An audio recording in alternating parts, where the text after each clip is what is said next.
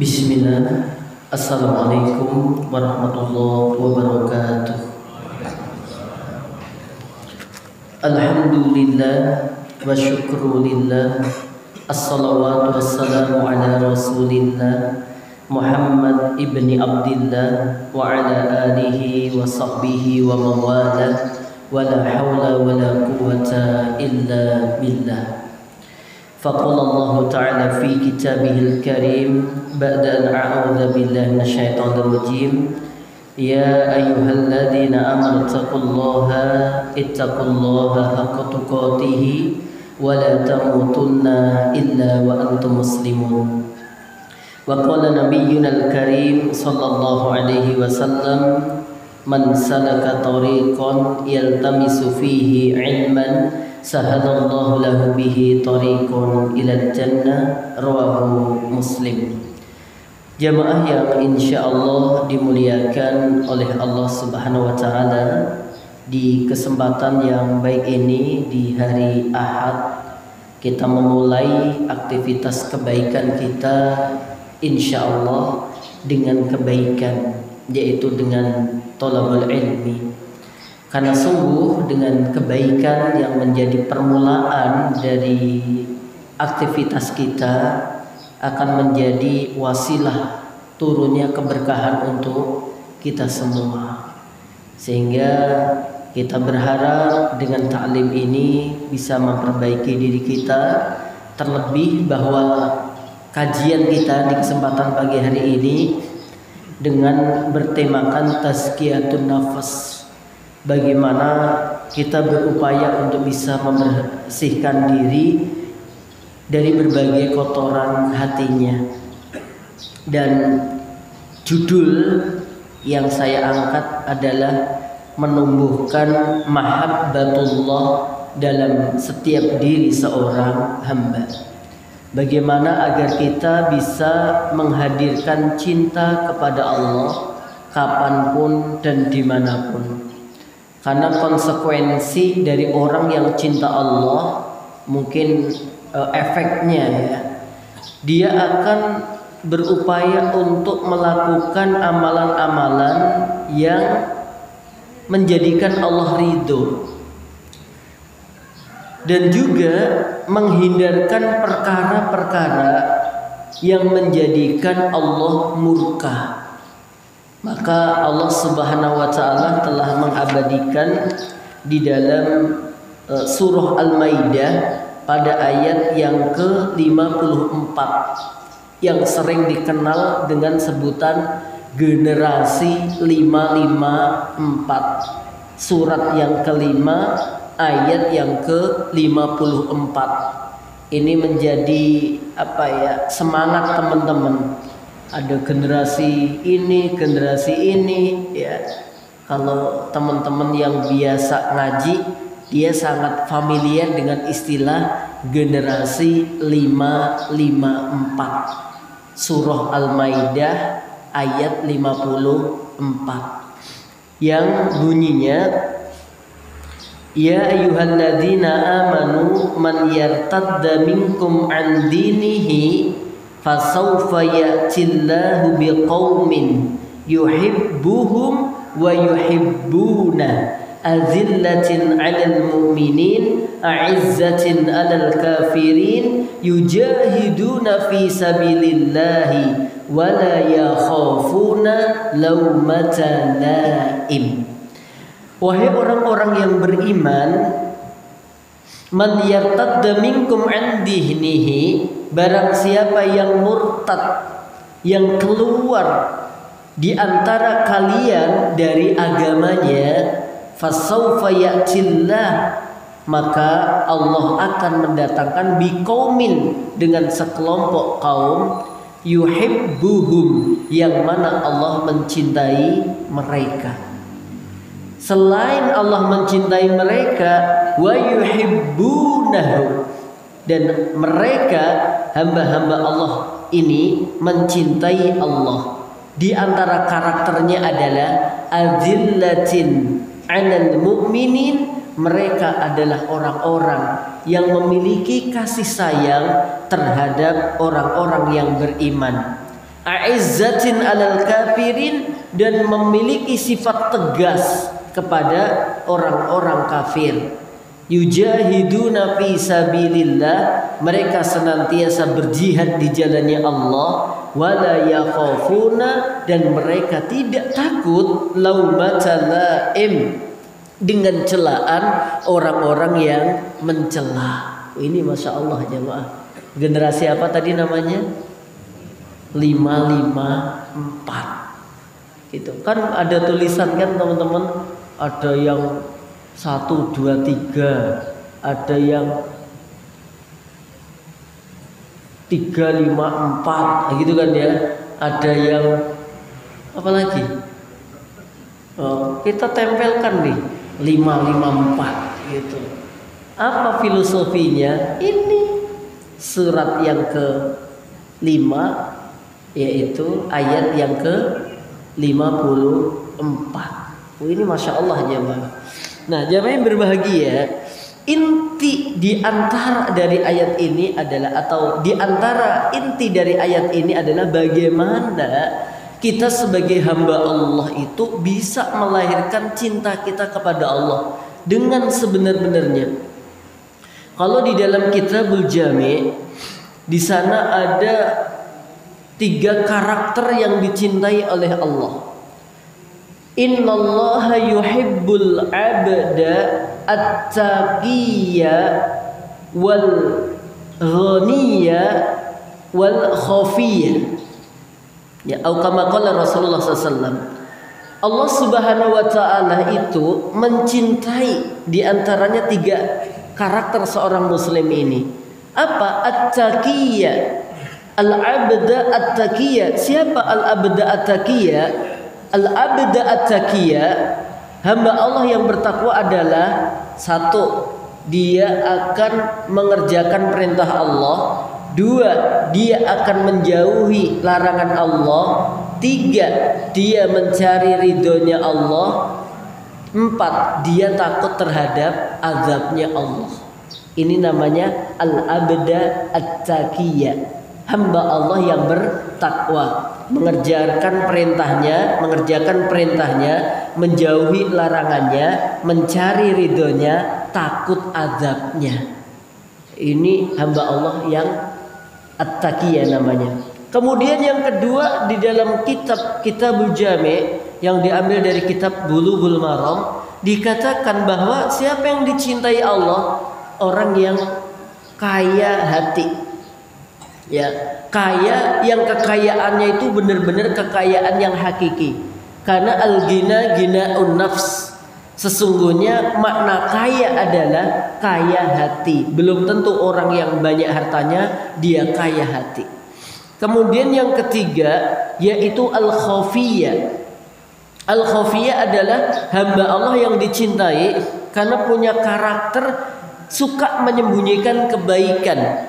Ya, jadi ada memang kebaikan itu yang diperintahkan untuk dinampakkan, ada kebaikan yang memang dianjurkan untuk disembunyikan. Dan hamba ini walaupun ada amalan-amalan yang nampak, tapi sungguh lebih banyak dengan amalan-amalan yang dia sembunyikan. Ini namanya apa? Al-khafiyah, orang-orang yang dicintai oleh Allah. Nah, jamaah berbahagia, maka dalam kitab Tazkiyatun Nafas ini ada bab khusus, yaitu mahabbatullah. Bagaimana agar kita bisa mencintai Allah dan kita dicintai oleh Allah Subhanahu wa taala. Coba hari-hari ini kita banyak melihat bagaimana kecintaan manusia kepada kemungkaran itu luar biasa. Ya, luar biasa. Kalau saya lihat memang sejak awal pun kita juga tidak menjaga dengan baik dalam interaksi, ya, kemudian permainan dan yang lainnya. Apa yang saya maksud di sini? Kecintaan masyarakat saat ini terhadap judi itu luar biasa. Ya, namanya judi online. Kalau online itu judi online haram ya Ustaz ya. Kalau judi offline sama aja. Mau online, mau offline, maka judi itu haram. Ya. Maka ulama mengatakan Apa itu al-maisir? Apa itu judi? Al-maisir, judi itu adalah kullul qimari bi ayyi nau'in kana. Seluruh taruhan dengan apapun bentuknya. Ya, kullul qimari bi ayyi nau'in kana. Seluruh taruhan dengan apapun bentuknya. Saya tidak suudon, ya, 2 hari yang lalu kalau nggak salah ada pertandingan Indonesia melawan Laos. Mungkin nggak di situ ada yang taruhan? Mungkin, ya toh. Belo Laos apa belo Indonesia, ya wani piro gitu. Jangankan itu jamaah. Kereta mau lewat, wih enek sing taruhan ya apa enggak? Nek wis kadung cinta judi itu, kereta lewat itu loh. Kondi, kokono pokokono, piro 20. Ya Allah. Sampai dulu ada, ini juga aneh banget, wong diso ngarit itu loh jamaah, pakai taruhan. Gimana modelnya? 3 orang berangkat ke hutan untuk nyari rumput, masing-masing nyari, setelah dapat 1 pondongan dikumpulkan jadi 1. Terus apa? Arete diuncalke ke pohon. Nek mancep menang. Ya Allah. Wong telu budal ngarit yo sempet-sempete melakukan taruhan, dan itu nggak boleh. Saya kemarin di Menara Quran ngisi pengajian judulnya manfaat judi. Urung mulai ngaji wis diprotes saya jamaah. Ustadz itu loh, pengisi pengajian judulnya manfaat judi gitu. Wah, akhirnya pada datang bawa mobil berapa itu, pengen tahu manfaat judi. Ya, ya surat apa itu? Al-Baqarah 128 ya. Yas'alunaka 'anil khamri wal maisir. Mereka bertanya kepada engkau wahai Muhammad tentang apa? Khamr dan maisir, judi. Ya katakan bahwa keduanya itu dosa besar. Ya. Tetapi ada manafi'u linnas. Ya, ada manfaat-manfaat untuk manusia. Walaupun wa ismuhuma akbar min naf'ihima. Dosanya itu lebih besar daripada manfaatnya.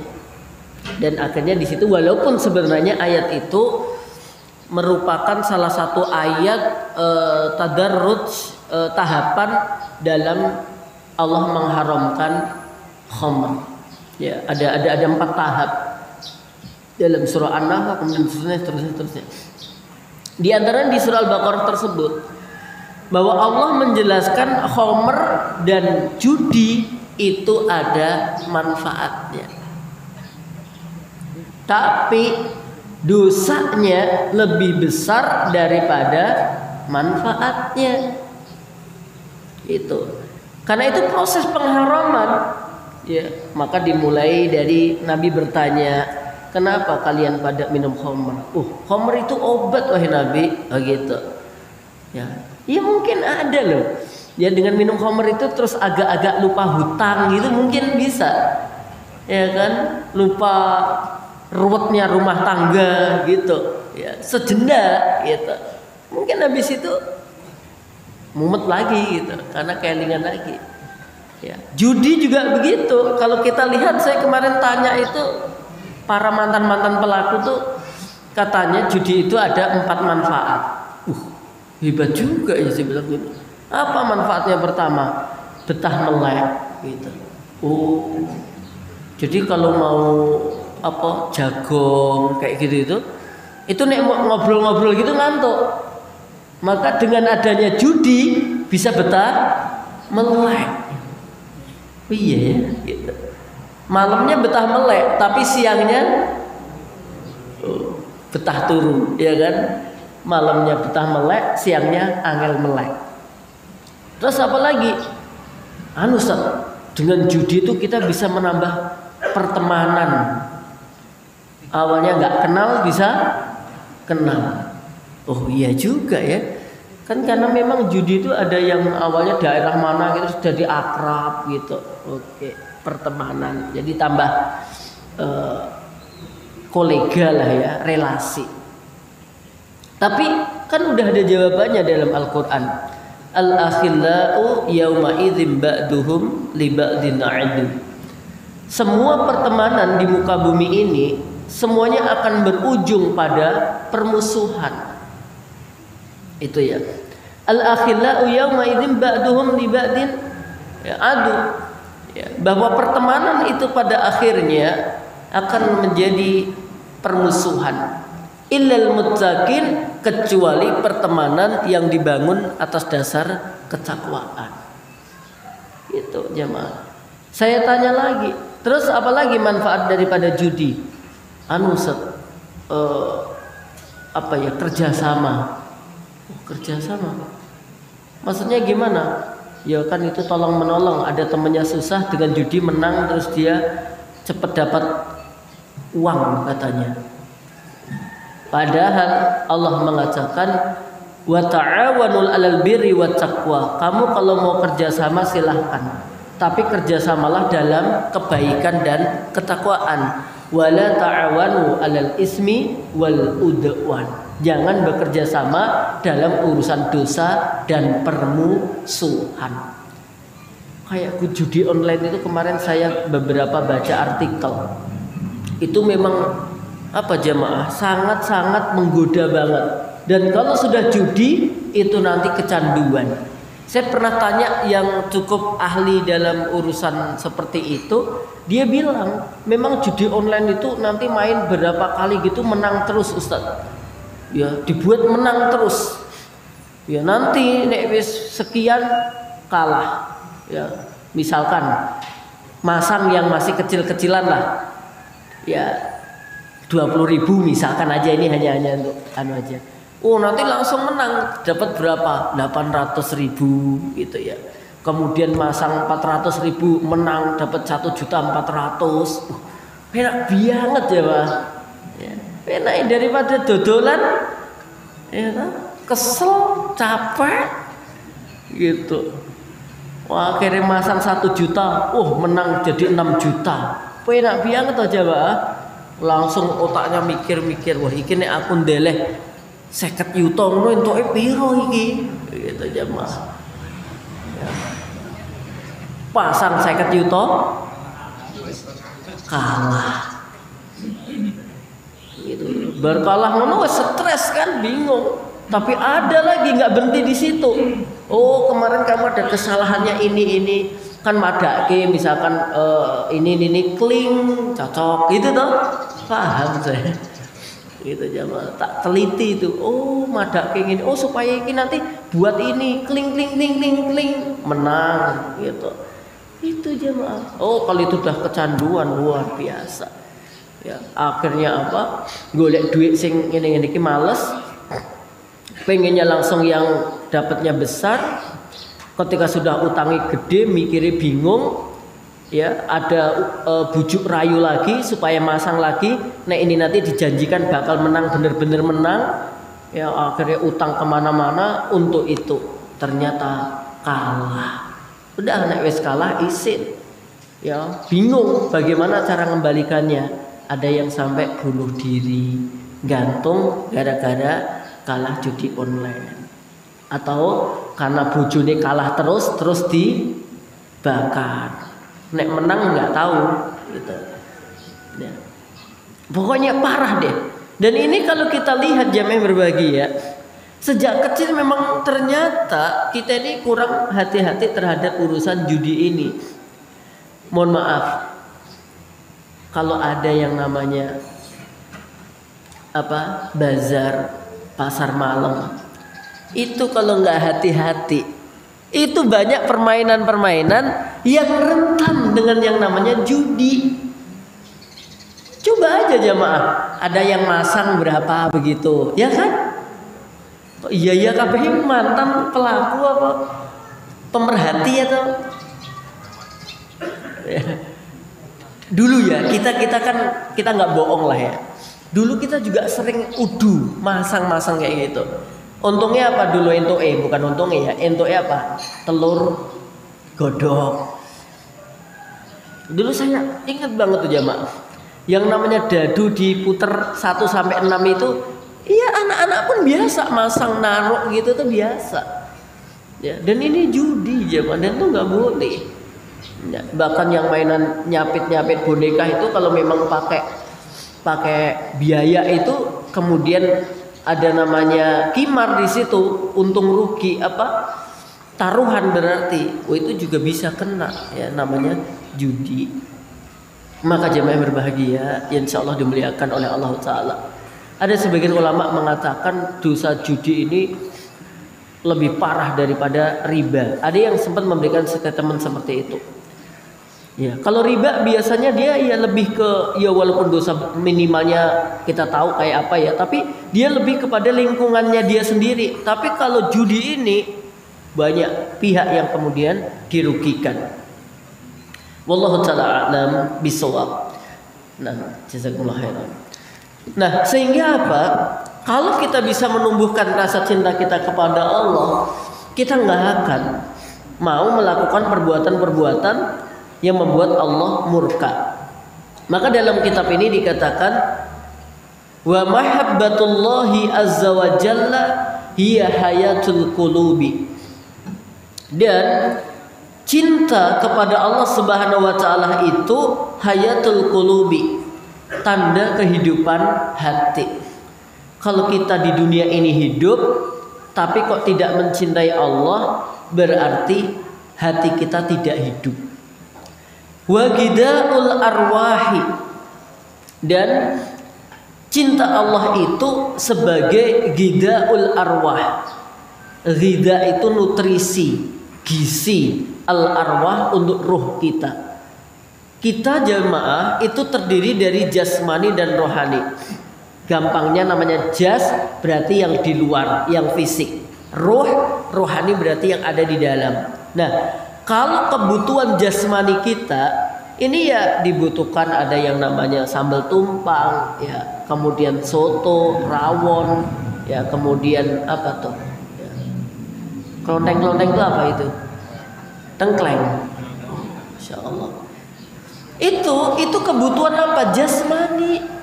Ya, kita jamaah itu kalau belum sarapan begitu, mau kerja malas, mau aktivitas malas, jawabannya apa? Belum sarapan. Pola hidup di kota biasanya begitu. Dia kalau sarapan baru kerja.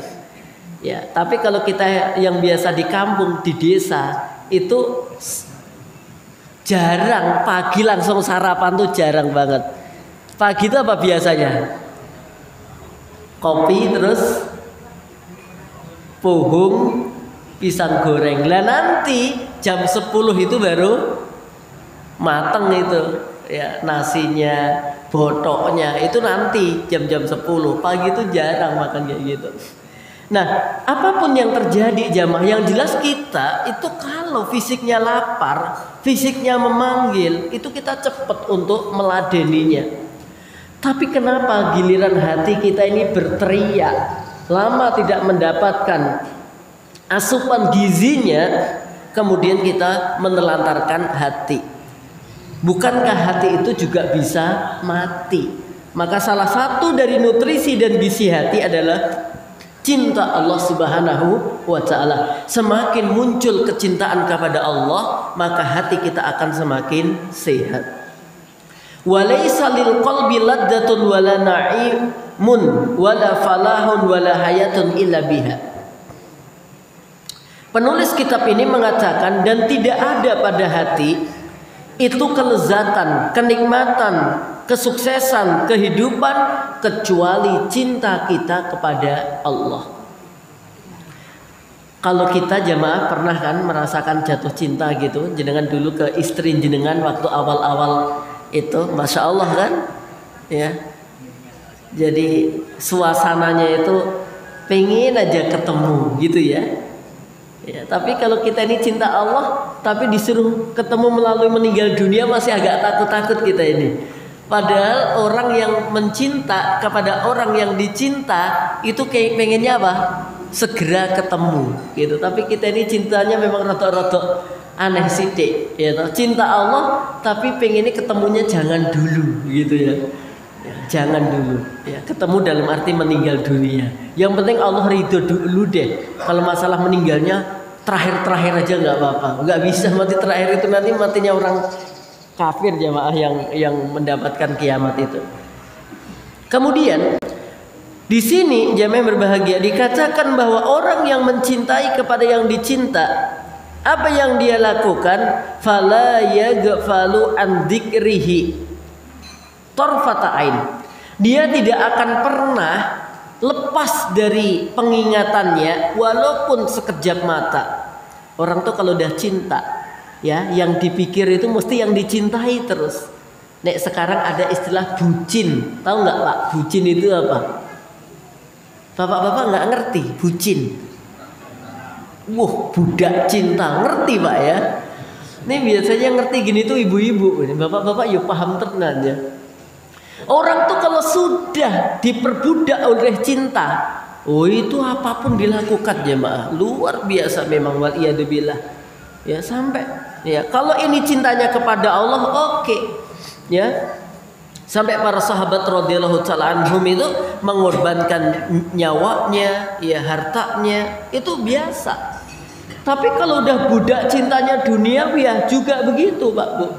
Ya kemarin saya ceritakan, saya tuh aneh gitu ya.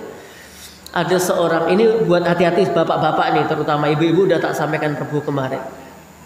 Kita itu punya jamaah, ya jamaah kita itu mohon maaf, suaminya direbut oleh wanita lain. Jenengan pernah direbut orang nggak Pak? Orang ada sing rebut aku Pak. Jamaah ini suami istri, ini jamaah kita, ya yang istrinya. Lah yang jamaah yang istrinya kan jamaah kita. Lah yang suaminya ini kan bekerja, memang sih gajinya sudah di atas opo gitu. Ya, lah disenengi mbek wong wedok jamaah. Lah sing wedok sing nyenengi iki luwih galak daripada istri sahnya. Jadi tambah nyenen-nyeneni sing istri sah. Bahkan ngancam WA-nya itu loh ditunjukkan kepada saya. Ini loh sat WA-nya. Mbak, tunggu 2 bulan lagi. Suamimu pasti akan jatuh pada pangkuanku. Wih, ini wong wedok nyenengi bojone wong iki kendele kayak begitu jamaah. Ya. Dan yang saya bikin kaget itu, si suaminya itu lebih membela si apa istilahnya iki lho jamaah. Lebih bela ketika dilapori, Mas, kilo Mas, wong wedok sing mbok senengi kuwi ra bener Mas. Bahkan sing wedok asli sing bojone kuwi minta apa? Mas, aku nggak pengen kamu dalam dosa, nikahi aja Mas. Sing wedoke ngantek ngono kuwi lho jamaah. Mbuh mungkin ya saking mumete sing wedok. Ya. Wis nikahi aja Mas, nggak apa-apa Mas, daripada dosa. Sing lanang nggak mau. Yang bikin unik lagi, sing asli istrinya itu luwih cantik daripada wong ini wis kadungan iki mbuh mripate ngono ndelok monyet ngono ketok. Iya, itu loh jamaah berbahagia. Makanya jenengan tuh harus hati-hati. Akhirnya saya menjadikan nasihat kepada ibu-ibu. Ternyata di antara sebabnya setelah saya gali-gali sederhana. Istrinya itu kalau diajak sama suami kemana begitu, itu jarang mau. Di antara sebabnya pengakuan suaminya begitu. Lah istriku tuh loh Tat, kalau tak ajak itu jarang nyenengke hati saya gitu. Ya karena begitu ya udah, aku golek konco liyane. Kemudian di sini dikatakan wa ansyada ba'duhum, dan ada nasyid dari sebagian yang mereka, maksudnya syair. Wa kun li rabbika da hubba litakhdimahu, jadilah li rabbika untuk Rabbmu da hubbin, kamu memiliki rasa cinta, litukhdimahu, agar kamu kemudian bisa melayaninya. Ya, kenapa? Innal muhibbina lil ahbabi khuddamun. Sungguh orang yang mencintai kepada sesuatu yang dicintai, dia akan menjadi pelayannya. Ya, maksudnya orang itu kalau udah mencintai Allah, apapun yang diinginkan Allah pasti dia akan melakukannya. Sama orang itu kalau udah cinta berlebihan kepada ciptaan Allah, apapun yang diinginkan akan dikerjakannya.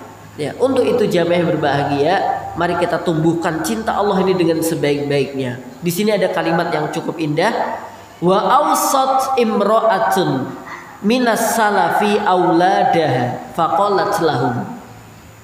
Ada seorang wanita, ya, seorang ibu lah ya. Wa awsat imra'atun, seorang ibu telah memberikan nasihat minas salafi, dari ummahat di masa lalu, auladaha, kepada anak-anaknya, faqalat lahum, kemudian berkata kepada anak-anaknya, ta'awwadu hubballah wa ta'atah, biasakan diri kalian cinta kepada Allah dan taat kepadanya. Ta'awwadu hubballah wa ta'atah, biasakan diri kalian itu mencintai Allah dan taat kepadanya. Innal muttaqina ulifu bitta'ah, karena orang yang bertakwa itu hatinya akan bisa menjadi lunak, hatinya akan bisa menjadi kalau bahasa kasarnya jinak gitu ya. Hatinya lembut, hatinya lunak, hatinya jinak, itu dengan ketaatan. Fa'auhasat atau fahtawahasat jawarihuhu, dan organ tubuh itu akan menjadi buas, menjadi liar, bighairiha, kalau tidak ada ketaatan. Jadi hati kita ini jamaah, diri kita ini akan menjadi lembut, tunduk, patuh, ya baik kalau ada cinta kepada Allah, kalau ada taat kepada Allah. Hati kita ini menjadi jauh dari sifat kasar, ya, jauh dari sifat-sifat yang jelek. Tapi kalau tidak ada cinta kepada Allah, kemudian tidak ada taat kepada Allah, maka fisik kita ini akan menjadi keras. Fisik kita ini akan menjadi liar. Fisik kita ini akan sulit untuk dikendalikan. Di antaranya tadi, ya, mulai judi, ya. Judi itu ya awalnya mungkin penasaran, gitu. Maka kata ulama, sebagai bentuk penjagaan, walaupun tidak pakai uang, hindarkan perkara-perkara yang itu identik dengan judi. Ya, walaupun tidak pakai apa? Uang. Misalkan pakai apa itu? Remi. Enek sing boto, manggi. Apa lagi itu? Boto, manggi, gitu keriting itu lah. Lali aku jemaah. Ya. Wis ra nganggu gitu. Itu ya, ireng abang ya. Iya benar, boto ireng, boto abang itu. Ada asnya kan, ya, kemudian itu jamaah berbahagia. Walaupun tidak pakai uang. Lah ini saya itu lucu, mendapati salah satu majelis taklim. Itu emang ibunya unik-unik. Ya saya sebutkan nama kelompoknya. Tapi alhamdulillah kemarin udah pada tobat. Jadi kadang-kadang kayak piknik gitu, kan mau ibu-ibu tok. Itu katanya membawa itu bawa kartu, pinter sing ngene iki. Iso luwenya banget gitu loh jamaah. Ya lancar gitu. Hanya untuk menghilangkan, ya monggo guyon-guyon tok gitu. Tapi itu dalam syariat tetap diminta untuk meninggalkan. Ya, kenapa? Karena itu nanti bisa menjadi wasilah. Ya, lama-lama, kita pinter wah ini bisa diajukan itu untuk menjadi dewa judi itu. Ya itu luar biasa aja Mak. Apalagi nek embel-embel, minggu nek menang gue wakaf hebat loh itu gitu. Nek menang gue wakaf gue infak, bisa luar biasa itu. Ya. Nah jamaah yang berbahagia disuruh melarang kata ulama, karena kalau nanti itu dibiarkan, ya dia akan terbiasa, akhirnya nyoba dikit-dikit, udah. Maka kadang-kadang di orang-orang yang cakro itu yang lagi ronda itu pakai ya ketika Pak Bayannya datang iki rondo apa podo main iki nggo dolanan tok Pak ngono pakai apa jagung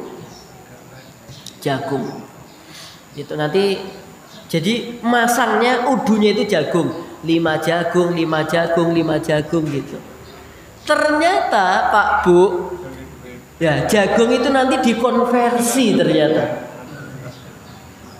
Sak jagung itu 10.000. Ternyata jemaah memang Indonesia ini darurat perjudian. Ya. Luar biasa ini. Dan yang judi online ini bukan orang-orang yang tidak berpendidikan jemaah. Orang-orang yang gelar-gelarnya mentereng tuh banyak ini kejebak judi online ini. Ini kalau tidak ditumbuhkan rasa cintanya kepada Allah itu berat ya. Makanya di sini seorang ibu itu selalu berwasiat kepada anak-anaknya. Ya, berwasiat kepada anak-anaknya. Teruslah kamu wahai anak-anakku untuk cinta kepada Allah dimanapun, kapanpun, bersama siapapun, gitu. Karena dengan itu hatimu akan lunak. Ya, kalau nggak ada kecintaan kepada Allah, maka yang terjadi adalah tadi itu ya buas dan seterusnya. Terus kalau cintamu kepada Allah muncul dalam dirimu, nih cakep banget. Fa in aradallahum al mal'unu bi maksiatin marratil maksiatu bihim muhtasimatan fahum laha munkirun. Jika ada setan al-mal'un, ini al-mal'un yang terlaknat, ini maksudnya setan. Fa'in arodo apabila menawarkan lahum kepada orang yang mencintai Allah, al-mal'unu setan. Jadi apabila setan menawarkan kepada orang yang mencintai Allah bimaksiatin terhadap sebuah kemaksiatan. Marrotil maksiatu, kemaksiatan ini menyingkir, ya menyingkirlah kemaksiatan bihim, ya dari orang yang pencintai Allah tadi, muhtasimatan dalam bentuk kecewa, dalam bentuk merasa rugi. Jadi ini ada hamba Allah yang mencintai Allah, ya ini ada hamba Allah yang mencintai Allah, datang setan menawarkan maksiat. Ya ditawarkan di depannya, ditawarkan di sampingnya, di belakangnya, ditawarin maksiat.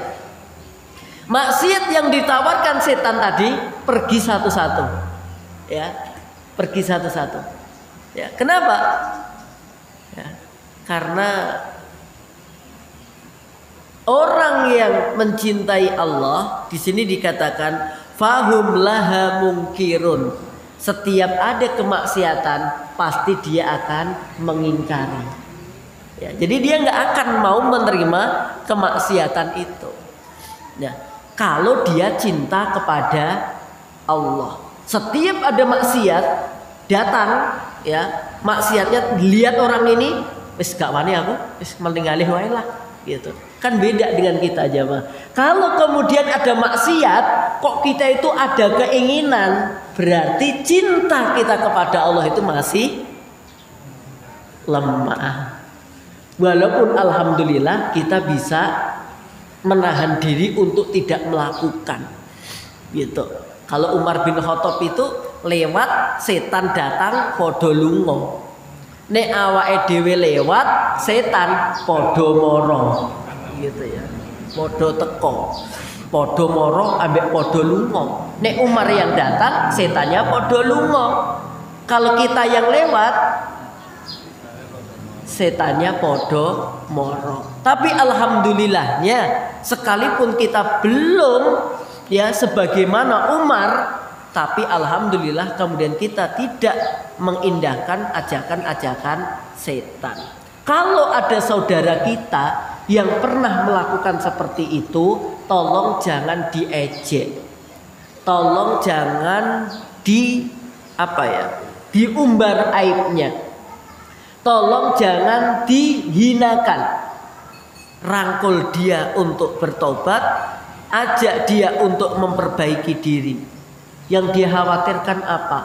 Kalau kita ngejek orang yang bermaksiat, itu satu, menyelisihi ajaran Islam. Ya, harusnya kita mengajak dia bertobat.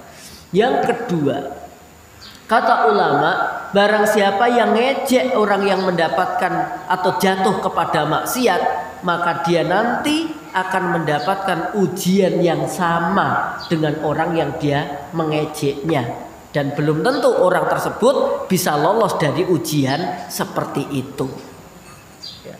Jamaah yang insya Allah dimuliakan oleh Allah, makanya tutupi aibnya, ajak dia bangkit, ya, supaya dia bisa berhenti dari kemaksiatannya. Bahkan terkadang ya, orang yang pernah bermaksiat ketika dia bertobat menjadi titik balik yang lebih hebat lagi, lebih kuat lagi. Betapa banyak saya temui teman-teman yang awalnya itu ahli maksiat, kemudian dia bertobat, wah setelah tobatnya itu Pak, ngalah-ngalahi kita. Gitu, ngalah-ngalahi kita. Ya, dulu ada salah satu rombongan gali-gali preman besar di Solo jamaah. Habis itu ya terjadi perang lah gitu intinya. Singkat cerita hampir semua gali-gali ini tobat. Lah pas saya ngisi pengajian, salah satu mantan anggota gali ini ya nemui saya. Ya. Isinya apa? Isinya itu pengen pokoknya membantu Islam dengan sisa umur yang ada. Gitu. Ustadz, kalau ada kesempatan untuk berbuat baik, kabari saya Ustadz. Ya, kerja bakti, saya berangkat Ustadz. Gitu. Pokoknya apapun, sekeras apapun, sekasar apapun, bilang saya Ustadz. Saya akan upayakan ya nyawaku yang tersisa ini untuk kebaikan-kebaikan. Masya Allah. Sampai tanya kepada saya di dewe jawab, Ustadz, kira-kira wong ning Solo ki enek ra sing perlu tak pateni. Yo. Lah kok medeni banget wong iki gitu loh. Gitulah kenapa? Saya tuh bingung Ustaz. Saya khawatir kalau masih dosa-dosa saya ini nggak bisa dihapus kecuali harus mati syahid.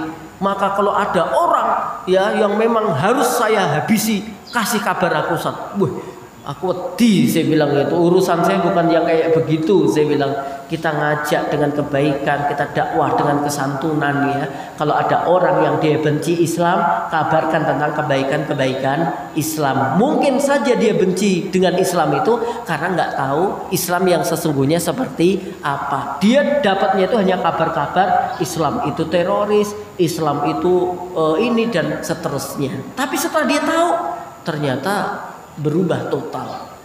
Oke, jamaah yang berbahagia yang insyaallah dimuliakan oleh Allah. Wa ansyada Ibnul Mubarak. Abdullah bin Mubarak pernah dalam syairnya berkata, ini perhatian bagi kita. Ta'sil ilaha wa anta tas'am wa hubbah. Kadang-kadang kita ini benar-benar melakukan maksiat kepada Allah, tapi kita menyangka bahwa kita ini sedang mencintai Allah. Jadi ini hanya klaim semata. Ya, maka jamaah jangan mengatakan aku cinta Allah kalau kita tidak mengikuti ajaran Allah dan Rasulnya. Jangan bilang aku cinta Allah, kemudian kalau apa yang kita lakukan ini menyelisihi apa yang diperintahkan oleh Allah dan Rasulnya. Contohnya, ya orang-orang Yahudi dan seterusnya, mereka mengatakan kami ini adalah kekasih Allah. Ya, bahkan ada yang terlalu pede. Kami ini adalah kekasih dan anak-anaknya Allah. Kami ini adalah anak-anak Allah dan kekasihnya. Subhanallah, maha suci Allah. Kemudian Allah Subhanahu wa taala memerintahkan kepada Nabi Muhammad SAW untuk mengatakan, "Qul in kuntum tuhibbunallaha fattabi'uni yuhibbukumullah." Hai Muhammad, katakan kepada mereka, kalau mereka mencintai Allah, ikuti aku, ikuti Nabi Muhammad sallallahu alaihi wasallam. Enggak ada cinta Allah kalau menyelisihi Rasulullah Muhammad sallallahu alaihi wasallam. Ya bagaimana supaya kita bisa tahu? Ngaji, ya, ajak keluarganya belajar gitu. Dan perkara ini sangat bertolak belakang. Terakhir jamaah, laukana hubbuka shadiqon la ata'tahu. Jika cintamu kepada Allah itu benar, sungguh kamu akan mentaatinya. Bukti cinta kepada Allah apa? Taat kepada Allah. Innal muhibba, sungguh orang yang mencinta, liman yuhibbu, kepada siapa yang dicinta, muti'un, dia akan taat. Ini kaidahnya.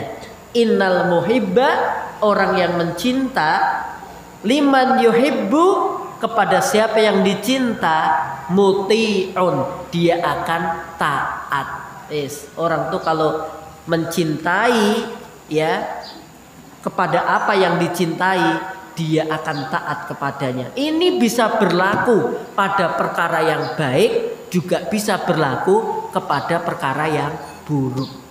Orang tuh nek wis cinta bal-balan, wah, apapun yo, sak model-model rambutnya pemain sing disenengi yo ditiru, padahal rambutnya rapi enak gitu.